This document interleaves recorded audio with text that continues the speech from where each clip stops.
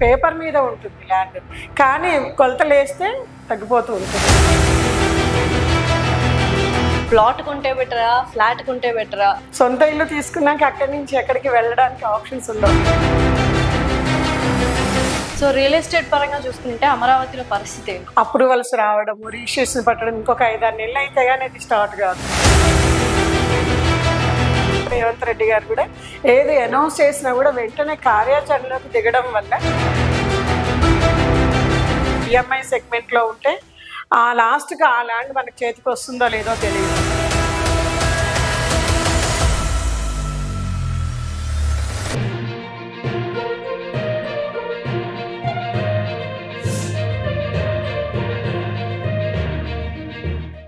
Hi, hello, నమస్తే, welcome to our channel. So ప్రస్తుతం స్టూడియోలో మనతో పాటు ఉన్నారు రియల్ ఎస్టేట్ ఎక్స్పర్ట్ ధనలక్ష్మి గారు. నమస్కారం ధనలక్ష్మి గారు. నమస్తే అండి లాసయ్య గారు. ఎలా ఉన్నారు? సూపర్ అండి. సో యూజువల్ గా హైదరాబాద్ అంటేనే రియల్ ఎస్టేట్ అంటే హైదరాబాద్ అలా అయిపోయింది. సో ఏ డైరెక్షన్ లో మనం పెట్టుబడులు పెడితే బెటర్ హైదరాబాద్? మనకి 4 డైరెక్షన్స్ ఉన్నాయండి. ఒకటి వచ్చేసి బెంగళూరు హైవే, బాగా హ్యూజ్ గ్రోత్ కారిడార్ కింద ఉంది. మనకు సెకండ్ వచ్చేసి ముంబై హైవే, చాలా బాగుంది. థర్డ్ వచ్చేసి వరంగల్ హైవే. ఓకే. నెక్స్ట్ వచ్చేసి నార్త్ జోన్, ఇప్పుడు స్పెషల్లీ ఫోకస్ పెంచారు, అక్కడ కూడా చాలా బాగుంది. ఓకే. సో ఈ 4గిట్లో కూడా మనం హ్యాపీగా ఇన్వెస్ట్ చేసుకోవచ్చు అంటారు. సో యూజువల్ గా ఎక్కువగా Bengaluru highway and Mumbai highway అంటే వెస్ట్ సైడ్ ఎక్కువగా మక్కువ చూపిస్తున్నారు. రీజన్స్ ఏంటి? అక్కడ ఎటువంటి డెవలప్మెంట్స్ ఉన్నాయి? అటు రీజన్స్ ఏంటంటే ఇండస్ట్రియల్ కారిడార్స్ ఉన్నాయి. మెయిన్ ఇండస్ట్రీస్ ఉంటే ఏమవుతుందంటే ఆక్యుపెన్సీ పెరుగుతుంది ఆ ఏరియాలలో. ఆక్యుపెన్సీ పెరిగితే రియల్ ఎస్టేట్ ఆటోమేటిక్ గా గ్రోత్ లోకి వచ్చేస్తుంటుంది. అట్లా మనకు మేజర్ అవే రోల్స్ అనమాట. ఎడ్యుకేషన్ పర్పస్ గా ఇండస్ట్రీస్ పెరిగి ఆక్యుపెన్సీ పెరిగేసరికి మనకు ఎడ్యుకేషన్ పర్పస్ పెరుగుతుంది. ప్లస్ అట్లనే అక్కడ ఉండడానికి స్పెషాలిటీస్ పెరుగుతున్నాయి, సిటీస్ ఎక్స్పాన్షన్ అవుతున్నాయి అనమాట.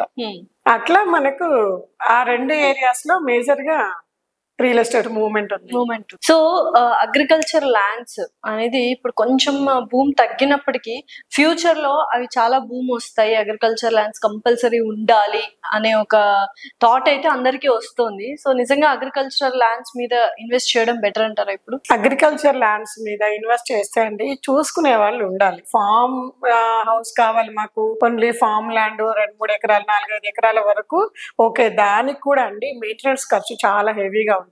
చుట్టూ కాంపౌండ్ వాల్ పెట్టుకోవాలి, గేటు, ఒక మనిషిని పెట్టాలి. దాని మీద ఎప్పుడు రిటర్న్ అని ఎంత వస్తుందో తెలియదు, కానీ ఎప్పుడు ఒక ఫ్యామిలీ ఉండాలి అక్కడ. ఫ్యామిలీ ఉండి అవన్నీ చూసుకుంటూ ఉంటే నడుస్తుంది. అది ఏంటంటే బాగా సెటిల్ అయిపోయి వాళ్ళు తీసుకుంటే దాన్ని మెయింటెనెన్స్ ఎఫర్ట్ చేయగలుగుతారు. మామూలు వాళ్ళకు ఏంటంటే వాళ్ళు తీసుకుంటున్నారు, మేము తీసుకొని వెళ్తున్నారు, కానీ ఊర్లలో ఎట్లా ఉంటుందండి, ఈ గట్టు చెక్కుతారు, అటు పక్కేస్తారు, అట్లా పేపర్ మీద ఉంటుంది ల్యాండ్, కానీ కొలతలు వేస్తే తగ్గిపోతూ ఉంటుంది అనమాట. అందుకోసమని దాన్ని అంత టేక్ కేర్ తీసుకోగలిగి చుట్టూ కాంపౌండ్ వాల్స్ అవి పెట్టుకుని టేక్ కేర్ తీసుకోగలిగిన వాళ్ళకైతే అది బాగుంటుందండి. మిగిలిన వాళ్లకు నేను అనవసరమనే చెప్తాను. ఎందుకంటే ఇన్వెస్ట్మెంట్స్ లో ఎకర్స్ లో పెట్టినా కూడా మనకు రిటర్న్ వచ్చే అమౌంట్ తీసుకుంటే మీరు ప్లాట్లలో పెట్టినా కూడా అమౌంట్ ఎవ్రీ 2.5 to 3 years కి రోల్ అవుతుంది, డబల్ అవుతుంటది. మనం ఎకరా ల్యాండ్ ఉంది చాలా పెద్దది అనుకుంటాము, కానీ ఆ ఎకరా మీద 60 లక్షల నుంచి 1 కోటి రూపాయల వరకు ఇన్వెస్ట్ చేస్తున్నారు. ఇప్పుడు అదే 1 కోటి రూపాయలు మీరు ప్లాట్ మీద ఇన్వెస్ట్ చేసినా సేమ్ యాజ్ ఇట్ ఈస్ గా 2.5-3 years లో రోల్ అవుతుంది. ఇది సెక్యూరిటీ ఉంటుంది, సేఫ్టీ ఉంటుంది, రెసిడెన్షియల్ కి కన్వర్షన్ చేసి ఉంటుంది. ఇది మేజర్ ఇంపార్టెంట్ అనమాట. రేపు రీసేల్ వాల్యూ కూడా హై ఉండడానికి స్కోప్ ఉంది.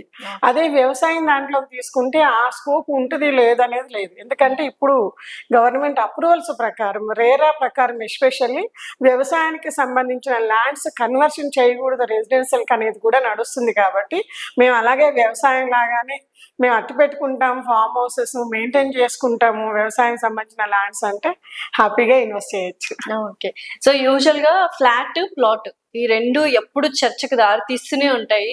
సో ప్లాట్ కొంటే బెటరా, ఫ్లాట్ కొంటే బెటరా అపార్ట్మెంట్స్ లోని? సో ఏది బెటర్ యాక్చువల్లీ? అపార్ట్మెంట్ లో ప్లాట్స్ తీసుకుంటానండి, అది డిప్రిషియేషన్ ఉంటుంది.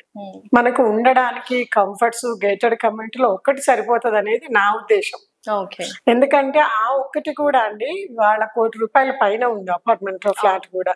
మరి దాని మీద మళ్ళీ జిఎస్టీలు పే చేయాల్సిందే, ట్యాక్స్లు పే చేయాల్సిందే, ఎవ్రీ మంత్ మెయింటెనెన్స్ పే చేయాల్సిందే. ఇవన్నీ చూసుకుంటే ఇవన్నీ మళ్ళీ డిప్రిషియేషన్ లోకి ఉంటుంటుంది.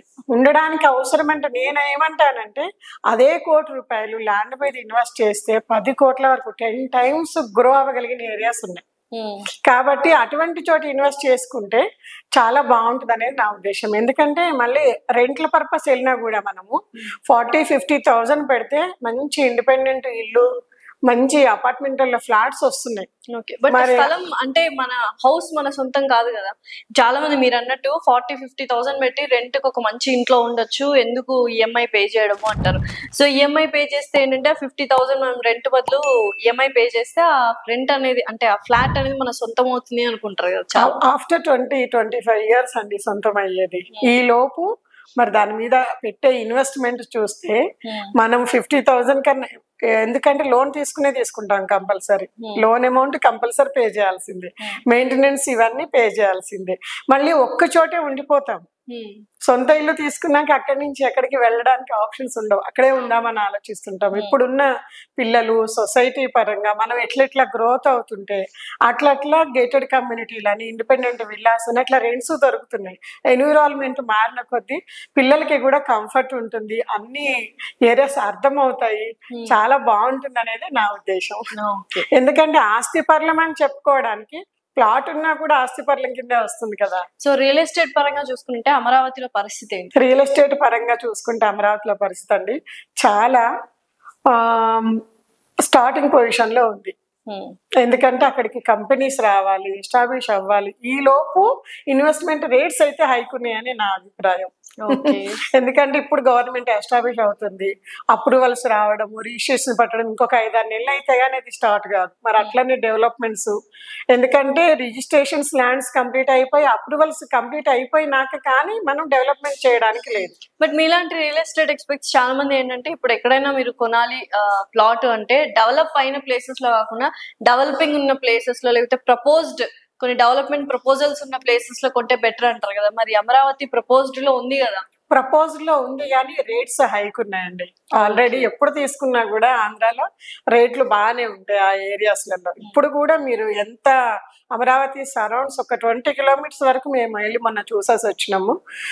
20 kilometers వరకు కూడా ఎక్కడ 40-50,000 బిలో లేదు. ఓకే, ఎంత కొంచెం ఇంకా దూరం వెళ్తే 30,000, 25,000 to 30,000 నుంచి 1 lakh వరకు ప్రెసెంట్ స్టిల్ నౌ రన్ అవుతుంది. అమరావతిలో ఇన్వెస్ట్ చేయడం బెటరా, హైదరాబాద్ లో ఇన్వెస్ట్ చేయడం బెటరా? హైదరాబాద్ లో అందుబాటులో ఉన్న వాళ్ళకి అంటే ఏమంటారంటే ఇక్కడ ఉండడం కానివ్వండి, ఇక్కడ నుంచి పిల్లలు చదువుకోవడం కానివ్వండి, ఏ మాత్రం హైదరాబాద్ లో లింక్స్ ఉన్నా కూడా హైదరాబాద్ కంటిన్యూగా గ్రోత్ అవుతూ ఉంటుంది. అంత ఎఫర్ట్ అంత అమౌంట్ పెట్టి వెయిట్ చేయగలిగితే అమరావతి కూడా సూపర్ బెస్ట్. ఎందుకంటే ఇవాళ 30,000-40,000 వెళ్ళేది రానున్న 5-6 years లో రెండింతలు అవ్వడానికి అయితే స్కోప్ ఉంది 100%. ఎందుకంటే అక్కడ సిటీ ఎస్టాబ్లిష్ అవుతుంది, ఎంత ఎస్టాబ్లిష్ అవుతుంటే అంత రేట్స్ హై అవ్వడానికి స్కోప్ ఉంది. కాబట్టి ఇప్పుడు ఉన్న ఏరియాస్ వచ్చేసి మనకు అందుబాటులో ఉన్న ఏరియాసే. 25-30,000 గజం నేను ఎఫర్ట్ చేయగలను. 200 గజాలు తీసుకోవాలంటే 60-70 లక్షల వరకు ఇన్వెస్ట్ చేయాల్సి వస్తుంది.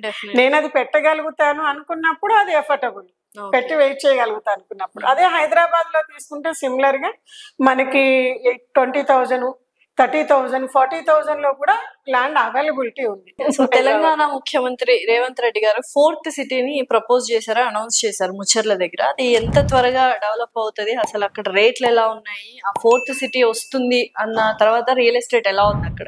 చాలా భూమి అందుకుందండి.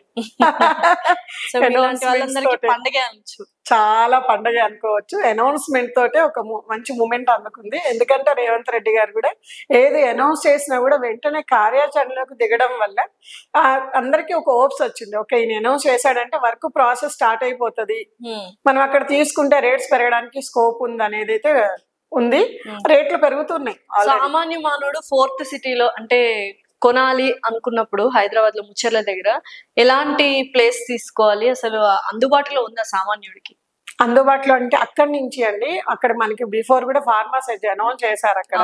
అక్కడ ఆల్రెడీ రేట్స్ ఉన్నాయి, ఇప్పుడు ఇంకొంచెం డబుల్ అయినాయి అనమాట రేట్స్. ఓకే. అట్లా అక్కడి నుంచి ఏదైనా కూడా ఇప్పుడు మనం హైటెక్ సిటీ తీసుకుంటే 20-25 కిలోమీటర్ 30 కిలోమీటర్స్ వరకు కూడా ఒక్కొక్క ఏరియాలో ఎస్టాబ్లిష్ అయింది. కాబట్టి వాళ్ళు ఆ ఏరియా నుంచి వాళ్ళ దగ్గర ఉన్న బడ్జెట్ పాకెట్ ప్రకారం ఎంత దూరం వెళ్ళగలుగుతారో వెళ్ళొచ్చు.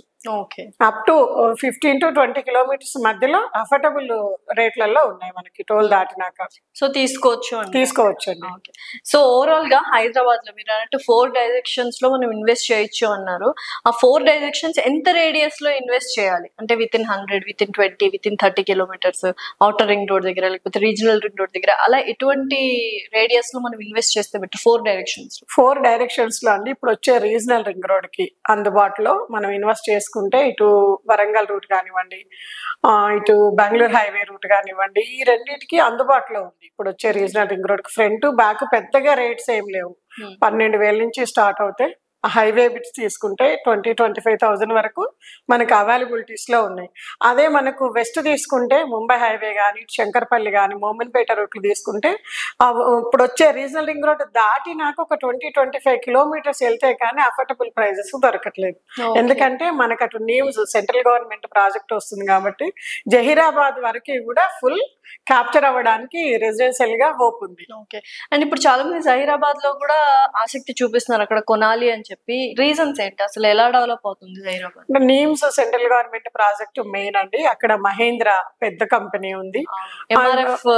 ఎంఆర్ఎఫ్ వెళ్తుంటే మనకు అందవే ఎంఆర్ఎఫ్ వస్తుంది. ఆల్రెడీ పాపులేషన్ ఏరియా అనమాట. అట్లా ఆ పాపులేషన్ ఏంటంటే మనకి ఎవ్రీ ఇయర్ గ్రోత్ అని ఉంటుంది కాబట్టి మైగ్రేషన్ పాపులేషన్ యాడ్ అవుతుంటే మనకి ఆ ఏరియాలలో. సో రెసిడెన్షియల్ ఏరియాస్ ఉన్న వాటి దగ్గర కొండం బెటర్ అంటారా? బెటర్. ఓకే. సో యూజువల్ గా ఇప్పుడు మనము రియల్ ఎస్టేట్ విషయానికి వస్తే ఒకప్పట్లో దందా అంటారు, భూ సెటిల్మెంట్లు అంటారు, అక్కడ నుంచి అటువంటి వర్డ్స్ నుంచి మనకు మెల్లగా కార్పొరేట్ రియల్ ఎస్టేట్ అనేది అలవాటైంది. అప్పట్లో రియల్ ఎస్టేట్ ఎలా ఉండేది, ఇప్పుడు ఎలా ఉంది?